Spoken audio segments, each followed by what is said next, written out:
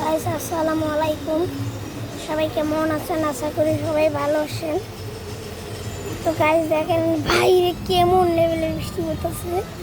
এমন তো আমার ঠান্ডা, আম্মু যদি দেখে আমি বৃষ্টির মধ্যে আছি আমার আম্মু যদি আমার মারবে। গাইস রাত বাজে 2টা, আপনারা দেখেন কতটা বৃষ্টি পড়তেছে। জাস্ট অবস্থাটা একদম খারাপ। ও আচ্ছা ফাক ম্যান, কেন পুরো অবস্থাটা খারাপ।